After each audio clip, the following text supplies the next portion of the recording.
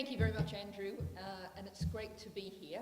I probably, since I'm looking at a mostly student young audience, have to start with an apology. I'm 49. On behalf of my generation to your generation, sorry, we've made a right mess of things.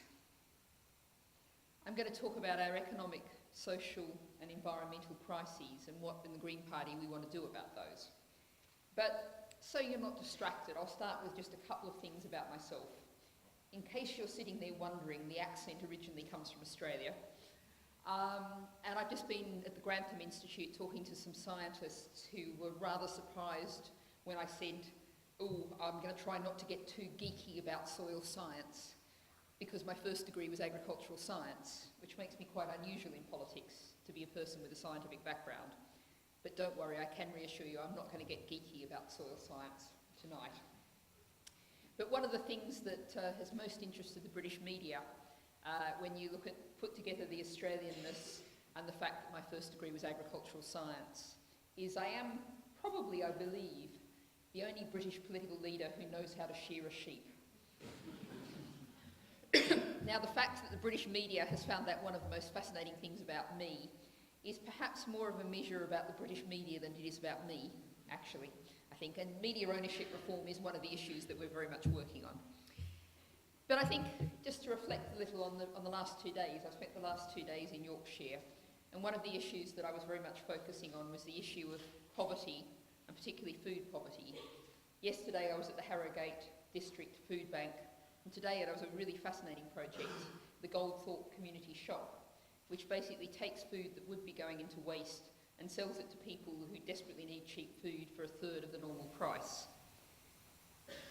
And it is worth reflecting on that for a second, and this is the social crisis that we face in Britain today. Last year in Britain, the world's 6th richest country, 1 million people depended on food banks. They had to rely on charity to feed themselves.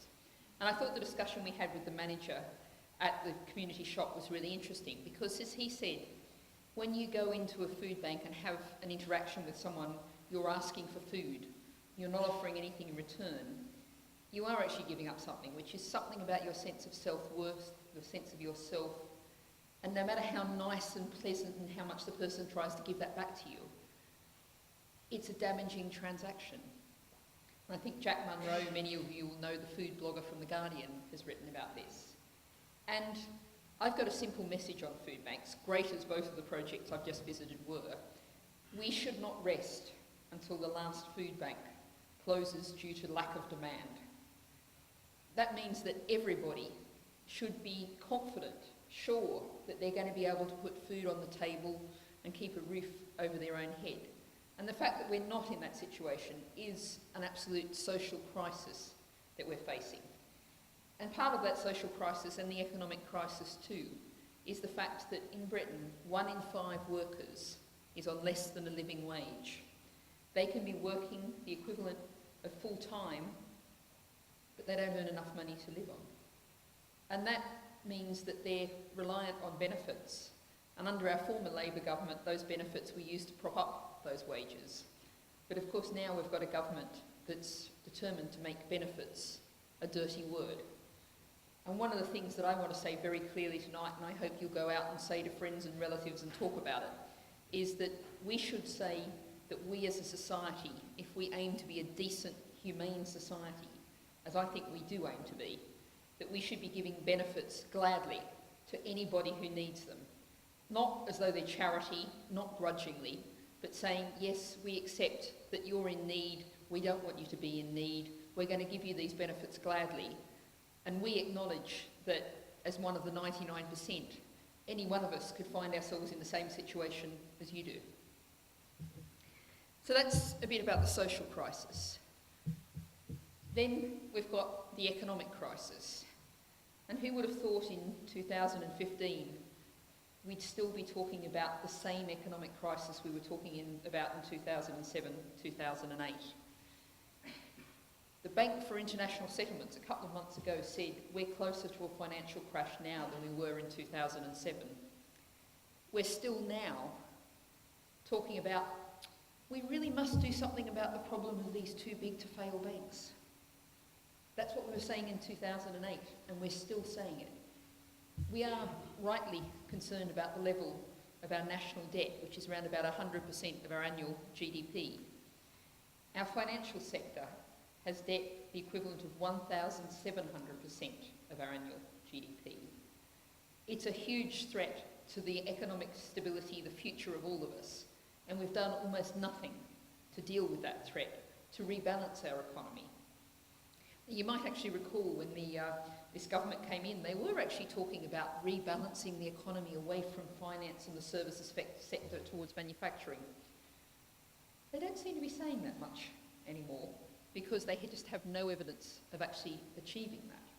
And the other thing that I'd add to that is we need to bring food production back to Britain as well. So we've got an economic crisis and a social crisis. And then at my later visit of the day at the Grantham Institute, we were talking about the environmental crisis. And as I said, I promise not to get geeky about soils, but that's one reminder of the fact that our environmental crisis goes far beyond the issue of climate change, as desperate and pressing as that issue is, and how much we need, a worldwide deal in Paris at the end of the year. But one of the other environmental kind of measures that I think we really all need to think about is the fact that in the World Wildlife Fund provided this figure, and the World Wildlife Fund tells us that in the past 40 years, within my lifetime, we have lost half of our vertebrate wildlife. There are half the number of wild animals that there were in the world now that there were 40 years ago. Now, when I say that, you might well be thinking about exotic species far away, species like tigers and whales. But actually, something very close to home, or should be close to home, hedgehogs. That lovely, iconic, I was almost going to say cuddly, but that's not quite right. But you know what I mean. Iconic, we'll stick with. Species that you would expect to have, be really nice to have snuffling around your back garden if you're lucky enough to have a garden. The last decade, every year, hedgehog numbers in Britain have gone down 38%. They're on an exponential slide. And one of the things, if you go out into the countryside around Sheffield and you actually look at the roads, you'll almost never see a squashed hedgehog on the roads anymore. And counterintuitively, that's a really bad thing because this just means there's no hedgehogs there to get squashed. So, and don't worry, I promise I'm going to get more cheerful really soon. I've almost finished the depressing bit. But I do also briefly have to tackle the fourth crisis, which is the political crisis, and the fact that we've got three business as usual parties who've been around for a very long time, who have, until recently, been seen to be the key part of our two, or if I'm being really charitable, 2.5 party political system. But now we're in a multi-party political system, and that's a huge opportunity. So this is where I get to the positive stuff, which is how we can actually, as the Green Party, as political campaigners, whatever your political campaign, do to deliver real change in Britain. And so I'm going to offer you, in the next 10 minutes or so, a bit of a prescription, a bit of a shopping list. And I'm going to start off by saying we want to make the minimum wage a living wage. If you work full-time, you should earn enough money to live on. Now, this is the first, excuse me, of most of what I'm going to say, that I say this to political journalists in Westminster and they take a step back and go, oh, that's a bit radical, isn't it? But I've actually knocked on doors in bits of London where the houses are worth I don't know how many millions and said to people, if you work full-time, you should earn enough money to live on, shouldn't you? And people go, well, yeah, that's just reasonable. And what we mean by that is currently the minimum wage is £6.50 an hour. We're calling immediately for that to go to the living wage level of $7.85 an hour. And by 2020, we want to see that minimum wage at £10 an hour. And what that means is living wage and then about a 4% annual increase year on year. And what that's offering people is a sense of security, a sense of hope, that if you're at the bottom of the wage market, you can still see some improvement in sight, that you're not going to be left thinking, can I pay the rent or can I buy some food, but I can't do both, which is the situation so many people are being left in now. And, as Gillian referred to, we need to end the austerity that's cut back so many government services. Earlier today, I was in a library where they're trying to replace 5 full-time staff with 1 staffer and 70 volunteers that somehow the community is supposed to find from somewhere. And that's the kind of thing that we're seeing, essential services, vital services. And the thing about libraries is, obviously they're vital for places for kids to do their homework, places for people to read books, use computers. But it was really noticeable. At 9:30 we were standing outside those doors and it was cold. And a lot of people were waiting to go into the lovely warm library. And that's something that libraries are a real resource for people and they need to be there. So I'm often asked, how do we end this austerity? How can this be done? Well, first of all, I'd say it has to be done, because what austerity actually is making the poor, the disadvantaged and the young pay for the errors and fraud of the bankers. And how we can do that is we simply have to make multinational companies and rich individuals pay their way. And to give you an example of how they're not doing that at the moment, the website Amazon. Now, Christmas wasn't that long ago, and I'll pretty well bet everyone in this room either bought or had bought for them something from Amazon. They're pretty well ubiquitous. Amazon last year paid 0.01% of its turnover in tax. It effectively paid no tax at all. And yet if you think about the road out there today, there will have been Amazon lorries running up and down that road, using that road, the road that all of us, one way or another in our taxes, pay to build and maintain. But Amazon isn't. It's a parasite. It's a freeloader. And that can't continue. It has to pay its way.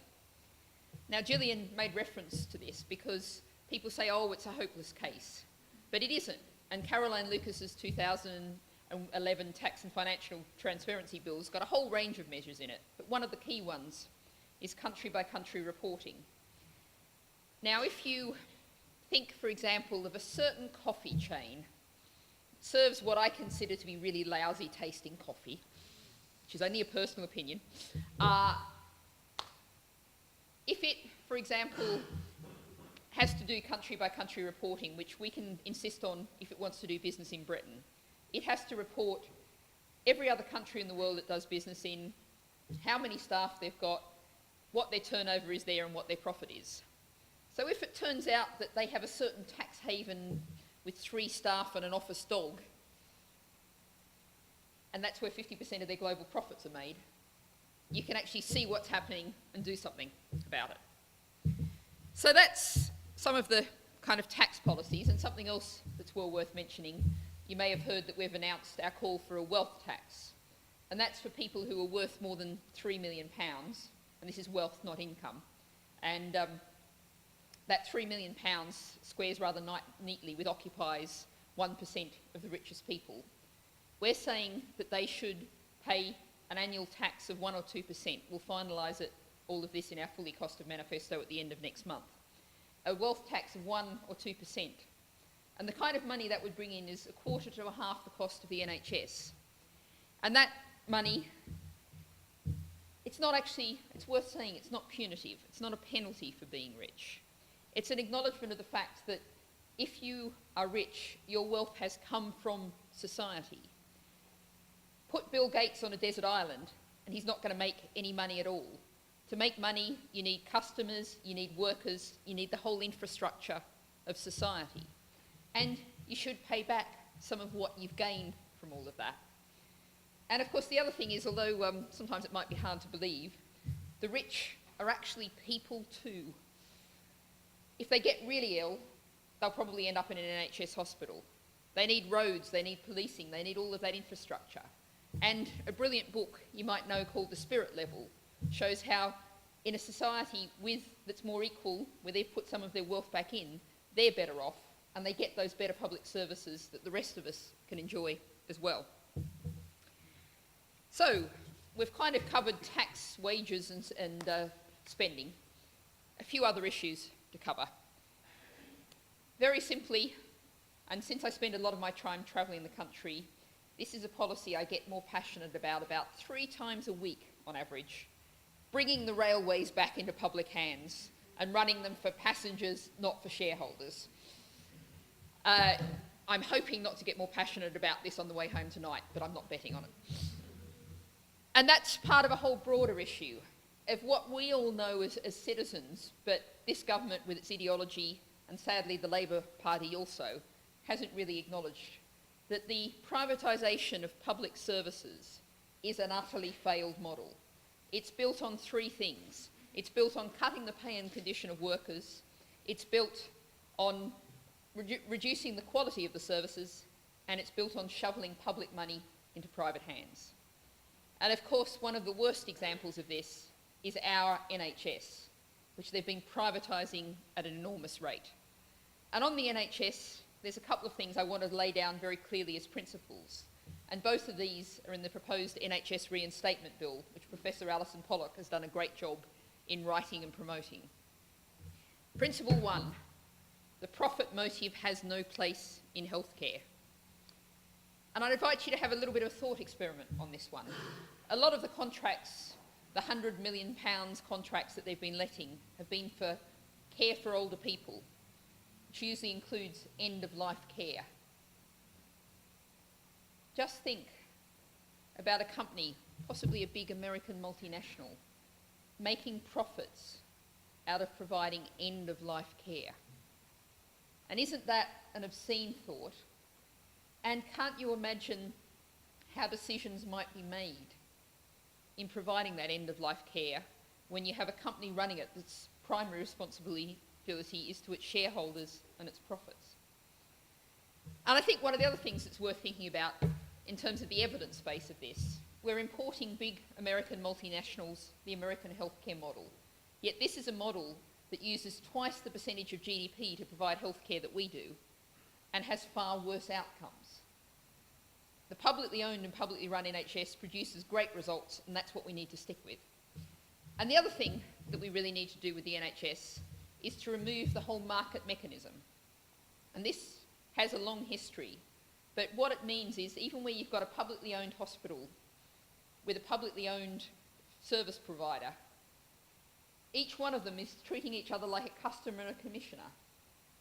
And as an example of the kind of impact of this, I was on the People's March for the NHS from Jarrow down to London. I'm sure some of you were too.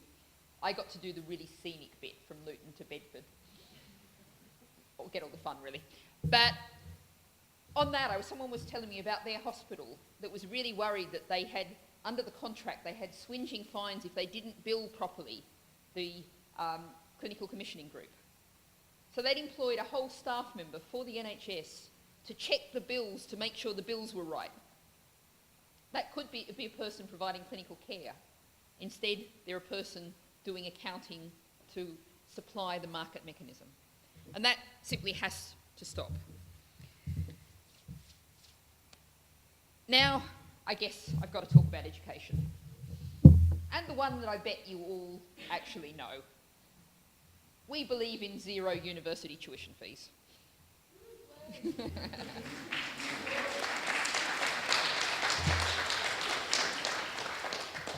And the fact is that we believe in that not because it's a popular policy, not because we think it'll get us votes, but because we believe in a principle, which is that education is a public good and it should be paid for from general progressive taxation, not leaving you, many of you in this room, leaving university with a weight of debt of somewhere on average between £45,000 and £55,000. And now I have already and will be in the future spending a lot of time on platforms almost like this. I don't think most of them look quite so much like a pulpit as this one does.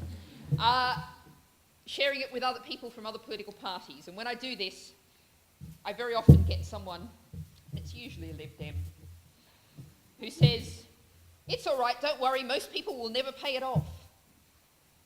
And they are right on a matter of fact. The latest figures out suggest that 75% of people will never pay that debt off. But where they're entirely wrong is not thinking about the damage that's going to do to individual lives and to our society. If you think about it, most people will be roughly from their mid-20s to their mid-50s. And any time they earn any kind of decent money at all, 9% of it's going to go to this debt that they're never going to pay off. What a drag that's going to be, what a psychological weight that's going to be, but also what kind of economic weight is that going to be when up to half of people in society who'd normally be perhaps thinking about settling down, buying a house, starting a family, are seeing 9% of their income go off like that. But education policy is about much more than tuition fees. And one of the things that I think we need to state loudly and clearly and really start to tackle is we have to stop our schools being exam factories. Pupils being shoved through exam after exam after exam. Education narrowed to, will this be in the exam? Will it be in the test? Will you get marks for this? What we need is an education system that prepares people for life. So Caroline Lucas has got a private members bill that has just the chance of getting through before the end of this government for making PSHE, personal social health education, statutory, demanding that things like sex and relationship education, education about personal finance, education about food, things that really help prepare you for life, reach everybody. And that is just part of a broader platform. Just very briefly, we want to bring free schools and academies back under local government control. We want to abolish Ofsted, and we want to really open up our education system, not just to the education for life, but also to really value cultural subjects, music, arts, kind of things that under this government have been treated as an afterthought when they're in there at all, and that's just not acceptable.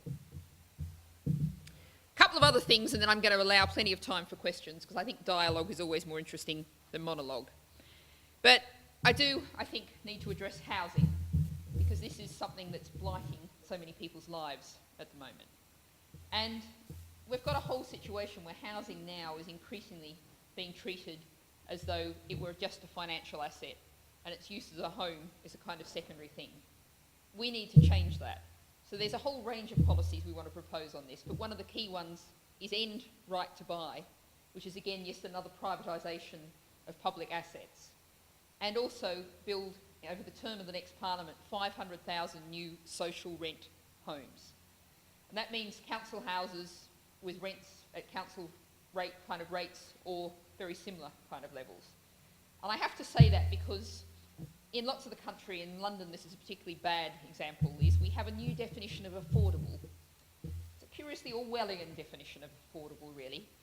80% of market rent. So in London there's a new development in a place called Mount Pleasant. Boris Johnson has approved it, the local councils wanted to oppose it. 80% of market rent means if you want to rent a four-bedroom flat in Mount Pleasant, you'll need a household income of £100,000 a year. That's not my definition of affordable. But more than that, what we also need to do, because many people for a long time are going to be living in private rental accommodation, what we want to do is introduce rent caps. To say that once you've moved into a place, your rent isn't able to go up by more than the rate of inflation each year. And of course, to make that work, we're going to have to give people who are private tenants security of tenure, so that you can say, this is my home, not this is my home for 6 months or 12 months if I'm really lucky, until the landlord throws me out and hoiks the rent past where I can afford to pay. And one of the other things that that security of tenure would do is something that Shelter's done a lot of work on, pointing out that what happens now is very often revenge evictions.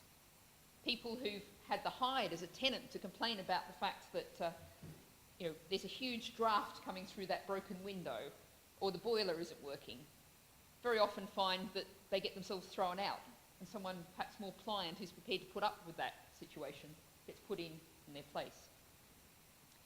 So that's some of the main issues that are perhaps likely to affect many of your lives. But there's one more issue that I want to deal with before I finish, and that's the issue of immigration. And I think we have seen in Britain an absolutely disgraceful race to the bottom on immigration rhetoric. And curiously enough, I find myself agreeing with Yvette Cooper on this. She said there was an arms race that had to stop. The only problem is, and this was just before the Rochester and Strood by-election, she said this in a speech announcing Labour's plans for tighter immigration controls. And we need to change the whole rhetoric around immigration. The way we're talking about it now is doing real damage.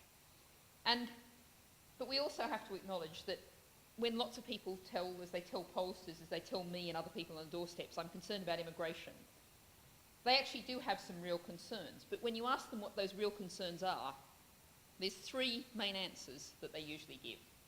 One is that they're concerned about low wages. Another is that they're concerned about housing, the cost of housing, my kids can't get a council house. And a third one is about crowded schools and hospitals.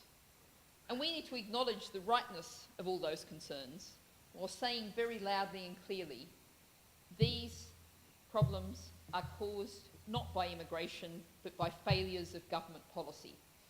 That's where the problem lies. So if we take low wages, we have an inadequate minimum wage, inadequately enforced. So we've got care workers working in people's homes who don't even get the legal minimum wage. They get paid for a 15-minute appointment here, a half-hour appointment over there, and an hour over there, and they're not paid travelling time. They're paid less than the supposedly legal minimum wage. Housing, I've already talked about. Crowded schools and hospitals, the whole cost of the hideous private finance initiative, the whole cost of the marketisation and the privatisation. And then when I come to schools, I only really need to say two words: Michael Gove. So that's the kind of things that we need to tackle, the issues we need to take on. And I'm just going to finish by very briefly looking forward to the election in May, which is around about 80 days away, thereabouts. Not that I'm counting or anything. But this has the potential to be an utterly transformatory election. I've already talked about how we've really now got multi-party politics in Britain. We saw the figure, thanks to our crew down the front. Thank you for Sheffield. That's part of what's known as the Green Surge, and yes, that is the hashtag, that's seen numbers around the country in England and Wales go to more than 53,000. And in this election, one of the things I find as I go around the country is more and more people of all kind of ages say to me, I've been voting tactically perhaps ever since I started voting, but I'm not going to do that anymore, because I really get that the kind of politics that we have now, the kind of politics where if you don't so much listen to the rhetoric but look at their policies, you can barely get a cigarette paper between Labour and the Tories. It's tactical voting, our first past the post electoral system, that's really encouraged that. The biggest parties have chased the swing voters in the swing seats, listened to what the focus groups there said and made them their policies. And they've actually ignored both the needs of the country and the wishes of most of their voters. One of the things, referring back to the railways, journalists often say to me, renationalising the railways, that's pretty radical, isn't it? YouGov did a survey that showed a majority of Tory voters want to bring the railways back into public hands. By definition, that's not a radical policy. But in this election, and the Scots have really shown us the way with this, there's the real potential. Just imagine it's like the referendum in Scotland. 85% of people turning out. Young people turning out in the same kind of proportion as the over 60s do. And people really voting for what they believe in. If we had that happen in this election, and Andrew talked about what we're aiming for with a sort of politics that's changed a bit, but just imagine for a second a politics that's changed a lot. A politics that's a whole peaceful revolution in politics. Do that, and who knows what's possible. It's entirely unpredictable. But the fact is, it's in your hands as voters.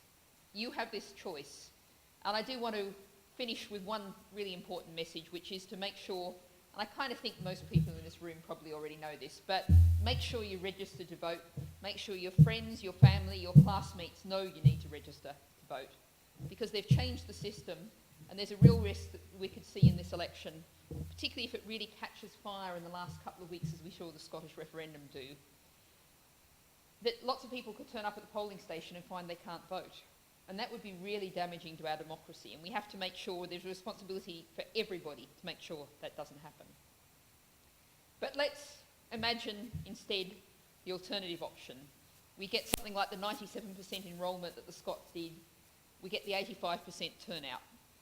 And how might we know that's happening? Well, we heard lots of reports from Scotland of strangers, British strangers at bus stops, starting to talk to each other about politics. And if we can imagine that and think about that, then that's where we could go with this election. And so a final message to think about. I really want you to register to vote and vote in this election. Obviously, I'd like you to vote Green, but what I really want you to do is vote for what you believe in. Look at the websites, go to an event like this if you can, ask email questions or tweet questions to the candidates. Check who best represents you and vote for them. And that's how we can get a peaceful political revolution in May. And I look forward to you joining me with that. Thank you.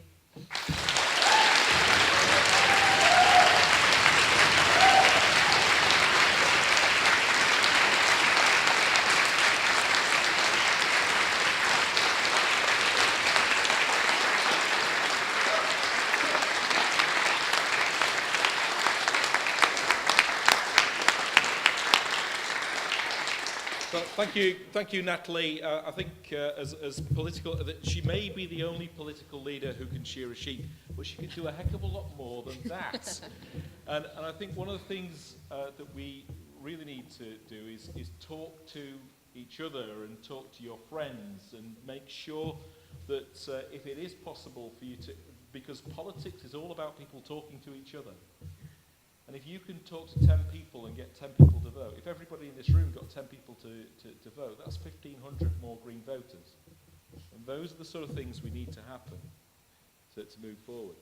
So now an opportunity, about half an hour, to ask questions of Gillian as the next MP for Sheffield Central, or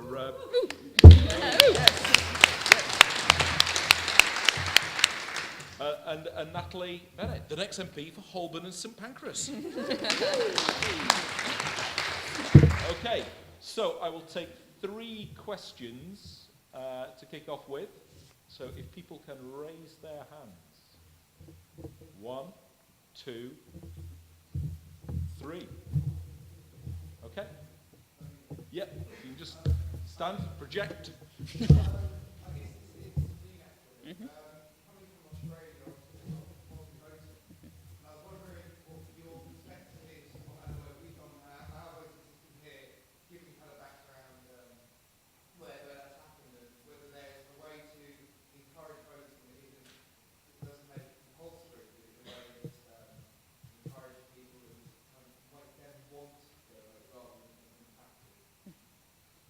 Okay, second question, compulsory voting number 1. Second question. Yeah, it's about the Green Party's plans to support sustainable energy companies. Support sustainable energy companies. Stand and project.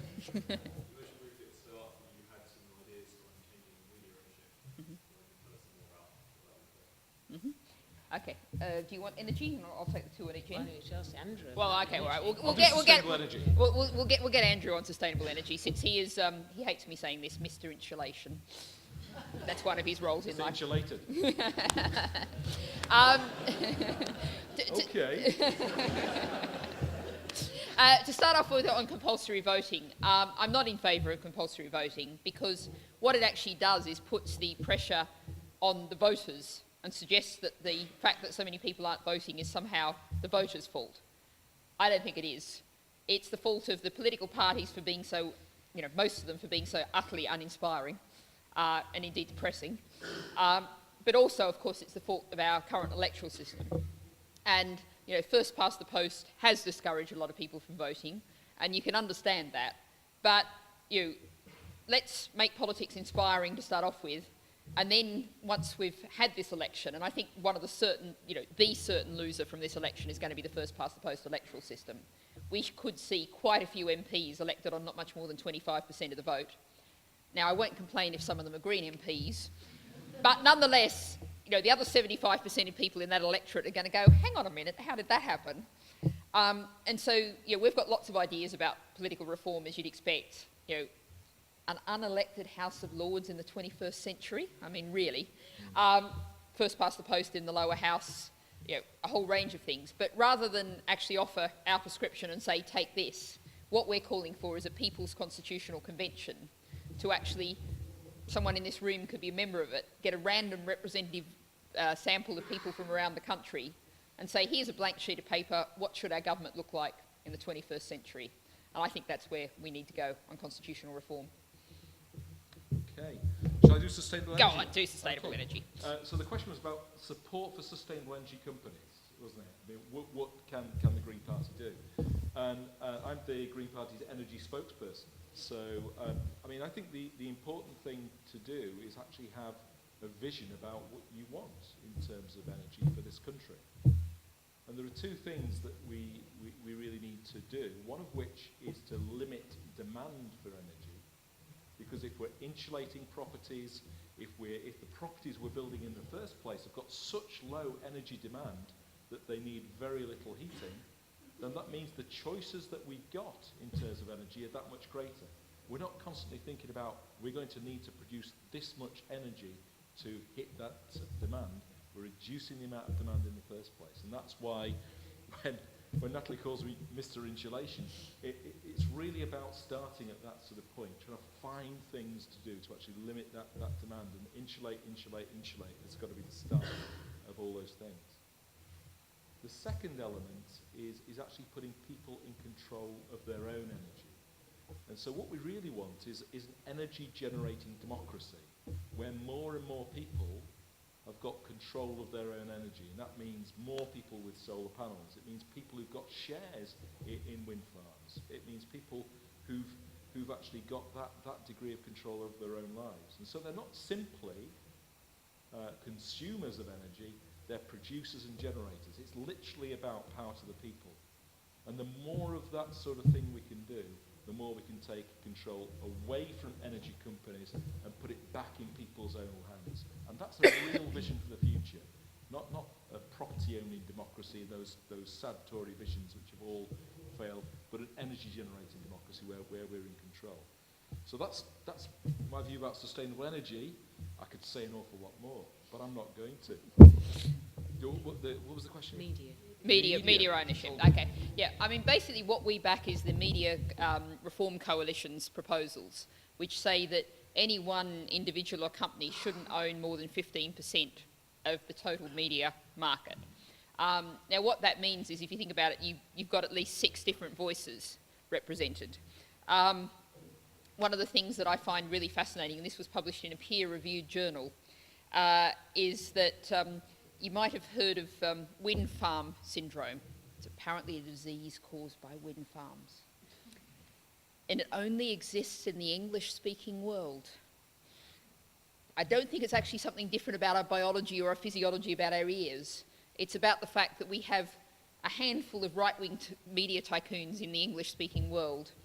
Quite a few of them the same media tycoons in different parts of the English-speaking world, who are very anti-action on climate change, very anti-renewable energy, pro-fossil fuels.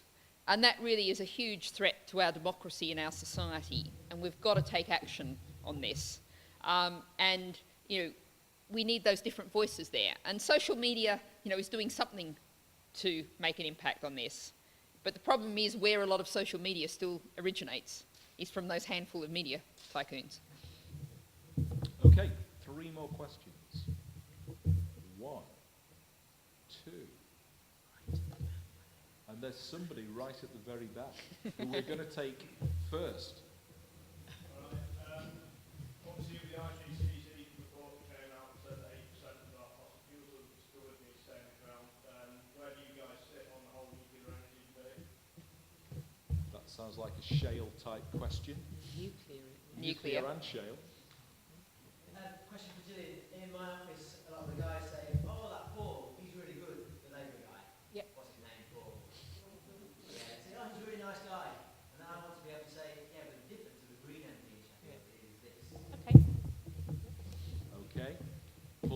Blomfield's a nice guy, which is a good thing. There was a third question down here. There. Yeah, it was just about who you think should bear the cost of climate change. I'm presuming you don't think it's going to be the people who are displaced or like tired of their people diminished. How you would enforce that? Who should bear the cost of climate change? Okay, shall we start off with Paul Blomfield's a nice guy? Okay. Yeah, Paul Blomfield is a nice guy. I stood in the 2010 election and sat on a lot of hustings with him. And he's a very solid, reliable, good guy.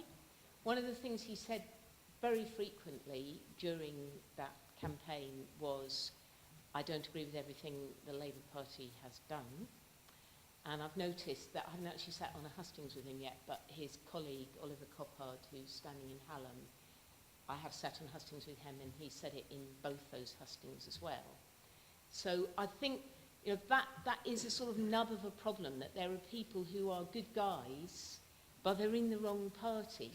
So they end up having to say, like, like, this is what I really feel, but actually I can't say that.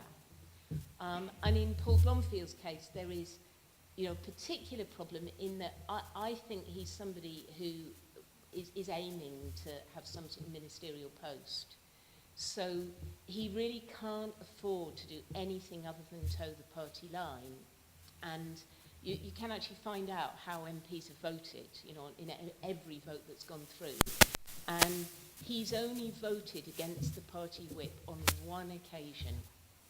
And it was about the size of a committee about running the business of Parliament. That's the only occasion. So he knows it's possible to vote against the party, but he hasn't actually done it. He's abstained on quite a few occasions, like the examples I gave about fracking and Trident, but he didn't abstain on the benefits cap, for instance. So, I think there's a real problem there, and it kind of plays through into, this is a bit picky really, but I've been involved in a campaign about, I'm very involved in the NHS, as a doctor and as a health spokesperson. And there's a local campaign about Devonshire Green surgery. There's a surgery in the city centre. It's actually the practice that I go to. It's my GP. And they're threatened because some of their income stream, which is called MPIG, Minimum Practice Income Guarantee, is being withdrawn by the Tory government. So both Paul Blomfield and I have campaigned on that and said, this money shouldn't be withdrawn. Here's a small practice that needs that boost. But in Paul's campaign, that's all he can say. Whereas what I can say is, actually, why does a practice need that additional boost? What is the structure of payment to GPs that means that a small practice serving a very deprived area in the centre of Sheffield, the structure of payments is such that needs additional money? And I can ask those questions, and push it a bit further. He can't, because the reason it needs it is that the structure was set up during the Labour government. So he's just tied in so many ways. And I think really it comes back to, what Andrew said in his introduction, that if people vote for Paul Blomfield, they will get a solid, good guy, but they won't get somebody who's really going to challenge the system. There we are. Hope that convinces you.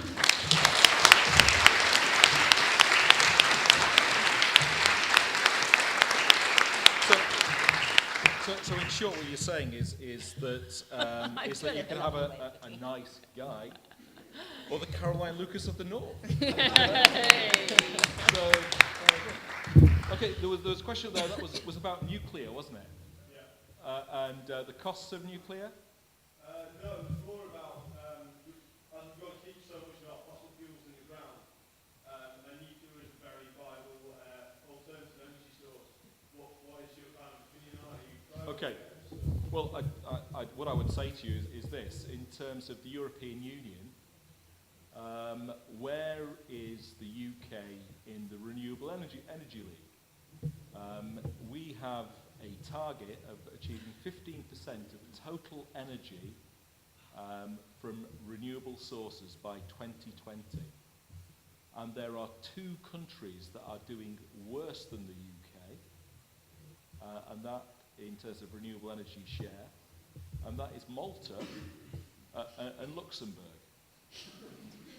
So if you look at that and you think, okay, so every other country, the whole of the European Union is doing better than us on Malta, other than Malta and Luxembourg, and somehow or other we need nuclear energy.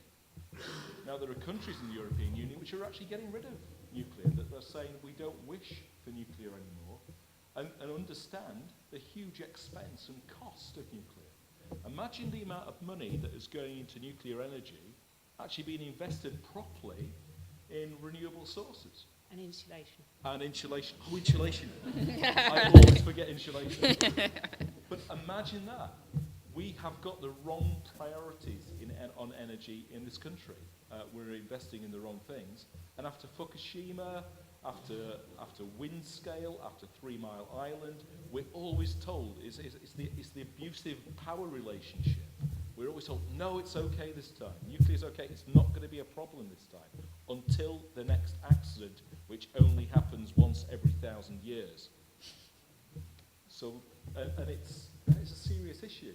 And we've got to ensure that the sort of energy that we're going to pass on to future generations, because we've got to think in generation terms when we talk about nuclear, is things that are going to be safe and are not going to affect the health of people going forward in the future. So an awful lot more, but that's it in a nutshell. Mm-hmm. Okay, there was another question. It was down here. Just to remind me.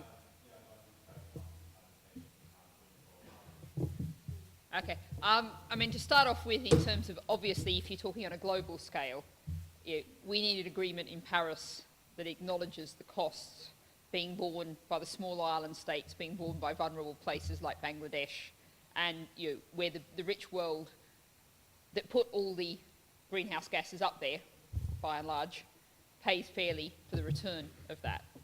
But more broadly in terms of Britain, well, more narrowly in terms of Britain, I think we have to acknowledge that some of the things like insulation, like the energy bill revolution, can actually deal with carbon emissions, lift 9 out of 10 people out of fuel poverty, and create 200,000 jobs. That's not a problem. But some of the other things that we need to do will require more investment.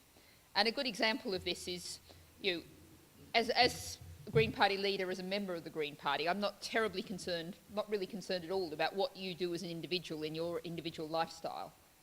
What I want to do is make doing the green thing to do, the environmentally friendly thing to do, the cheapest, easiest and simplest thing to do. Now, for example, yesterday when I was in Harrogate, some people couldn't come to the meeting in the evening because the last bus to their village runs at 6 o'clock and the meeting started at 7 o'clock. Some other people came along and just hoped that they'd be able to get a lift from someone somewhere. We can't ask people to use buses, to use really expensive buses, to find other ways to get around when we're not providing the public transport. So we need to make, for everybody, doing the green thing the cheapest, easiest and simplest thing to do. And that means also that then the buses are really affordable for the people who need to use them. And just to take an example of this, the Harrogate District Food Bank, it was actually setting up a branch out in the rural areas to tackle rural poverty. And they were pointing out that the bus fare from the area where they're setting this up is an £8 return bus fare to get to the food bank. And that's where we are now. So many, the green thing, the environmentally friendly thing is the expensive thing to do. We need to turn that round so it's the opposite. Okay, 3 more questions. Woman there. Actually, ask your question. Go on.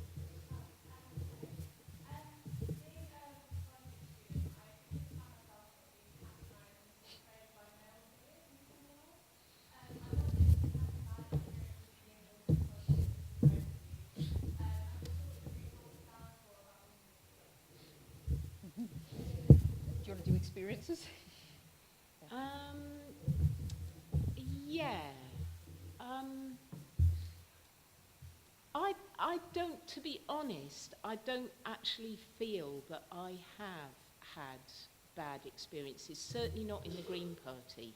I've been, in my experience of joining the Green Party in the mid-80s and and then becoming more active in 2001 and being, you know, asked to be a counsellor and just being, you know, totally supported through that.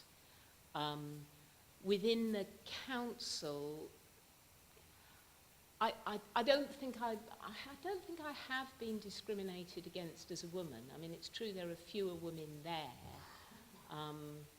and it feels like the atmosphere is that, you know, quite sort of maybe male-dominated public schooly feel to it. But I have to confess that I haven't had barriers that a lot of women have.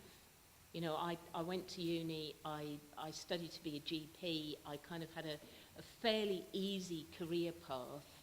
I haven't got kids, so I haven't got that, you know, worry about how I'm going to sort of care for people. So I just haven't faced a lot of the problems that women face. So I think I'm probably not the best person to ask. And I know that there are a lot of women in the Green Party who would like to be more active, and that we don't do enough to, you know, organise meetings that they will be able to get to easily, or provide the childcare, or, you know, whatever it is they need. So the answer for me personally is no, but I know that's not a kind of good picture really, or not the whole picture. Mm-hmm. In terms of, I just add to that, one of the things I'd recommend is cultivate and practice a loud voice. I once had an interesting encounter, and this was actually at an end violence against women hustings for the London elections. And the only male on the panel, and one of the handful of males in the room, which had perhaps 200 people in it, was the Tory Deputy Mayor for Policing. And he'd already had his turn in answering this question, and he didn't like what the Labour woman had said. And it was my turn to speak. And he just started to talk over the top of me to attack the Labour woman. And I eventually was reduced to shouting very, very loudly, "I am not going to be shouted over by the only male on this panel." And I kept going until he had to stop first.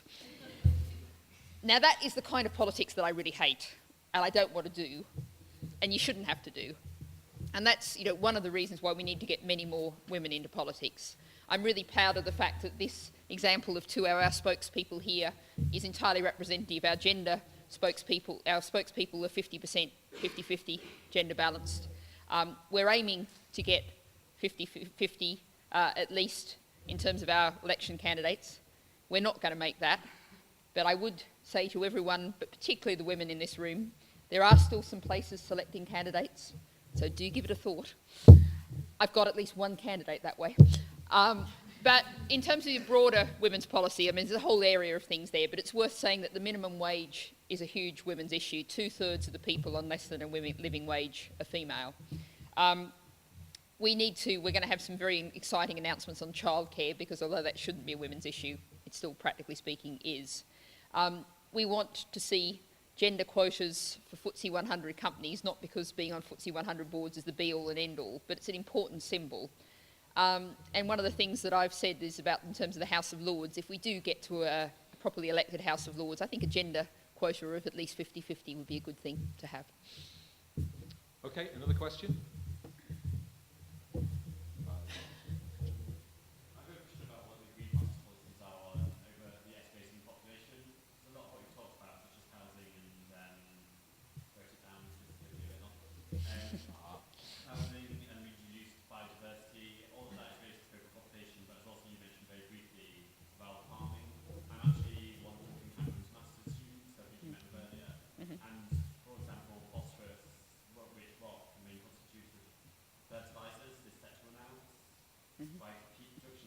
Peak phosphorus, yeah. And just wondering what your thoughts are on the escalating population, both nationally and globally, and the resources. Okay, well, I'll take that one. First of all, it's worth thinking about what the human ecological footprint is, where it comes from. It's a multiplication of the number of people on the Earth multiplied by their consumption levels. Now, the number of people on the Earth is the number that it is now, and will not change, shouldn't change quickly. Consumption levels is something that we have to change. In Britain, all of us collectively, each year we use the resources of 3 planets. although we've only got one planet. And although I'm not in any way advocating it, if we have a thought experiment for a second and think about if the entire current human population lived like the average Bangladeshi did now, we'd have no problems at all. So if we're thinking about the human ecological footprint, the thing that we can and must immediately influence is consumption. In terms of the actual population, while I'm my first politics, I'm an old feminist, I very passionately believe in women's right to control their own bodies, in access to contraceptives, abortion, and the right to control their own bodies. And we actually know that when that happens and when women have economic opportunities and education, all of those things tend to reduce population. But actually, I'm going to campaign for all of those things because they're absolutely the right things to have. You take, for example, Uganda, only 50% of the women who want access to contraceptives have them. So this is a human rights issue, a women's issue, and that's what I want to campaign on. And we have to say that we know the hideous results of various coercive population policies that have occurred around the world. That's absolutely wrong, not right. We have to allow people the right to have the children they want to have, but we need to give people, particularly women, control over their own bodies. And what we really have to do and what we need to focus on every minute of every day, and the questioner who mentioned, our fossil fuel consumption is where we have to focus. Okay, one last question. Ooh. Somebody's going to be disappointed, aren't they? Okay, it's eeny, meeny, miny, mo. Woman there in the green.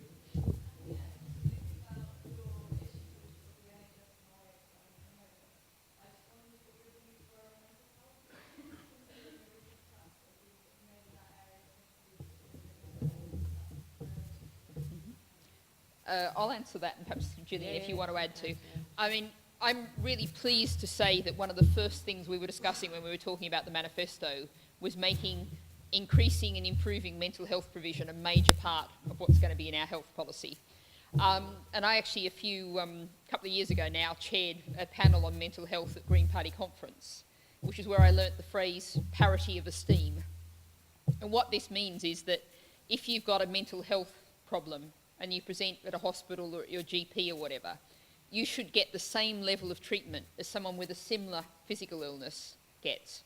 So if we think about, the classic go into hospital with a broken leg, you might have a bit of a wait at A&E, but you're going to leave hospital with that broken leg treated. Whatever needs to be done will have been done to treat that broken leg. But you can actually go into hospital with a mental health issue of a similar level of seriousness. And this is something that I know about from someone quite close to me. And you get told, well, there's a 6-month waiting list if you're lucky. And that's where we've got to with the level of mental health provision. And that's simply unacceptable. And it's unacceptable on grounds of humanity and providing and helping people get better.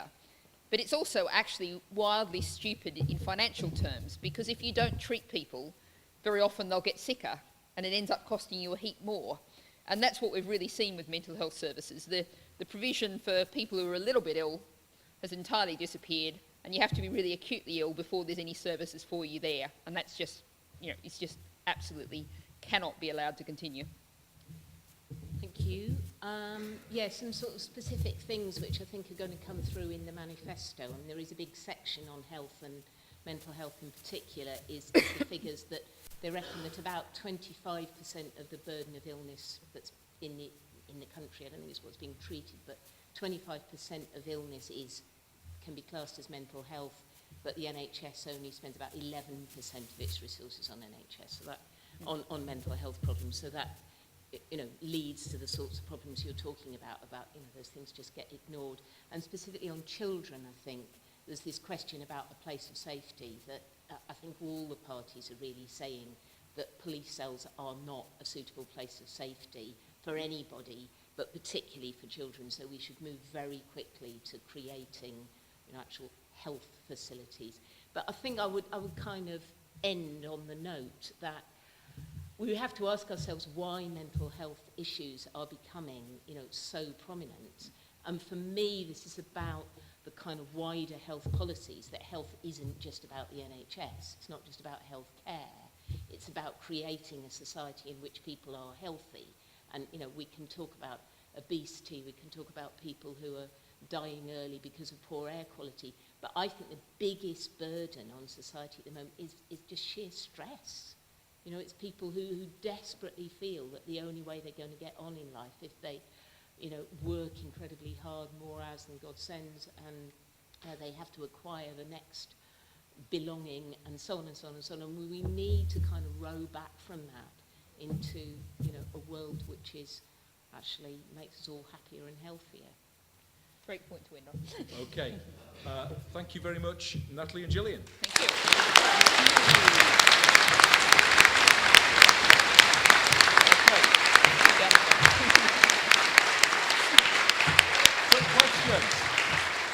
Quick question. Can you raise your hands if you're under 30? Wow. That is amazing. You could join the Green Party for £5. If I could join the Green Party for £5, I would do it the right way. Is there anybody here from the Young Greens? If only you had £5 in your pocket right now, you could join the Green Party at this very minute. And we could have more than 1,000 members. We could have 2,000 members. So please, before you go today, if you do want to join the Green Party, please get in touch with us. Please join up. There's forms over there. There's all sorts of things about how you can join up. Please do it. Tell your friends. Get the posters up. Join us. Deliver leaflets. Help us. We've got a lot of work to do between now and May, and we want you to be part of it. And together we're all going to win. Yay.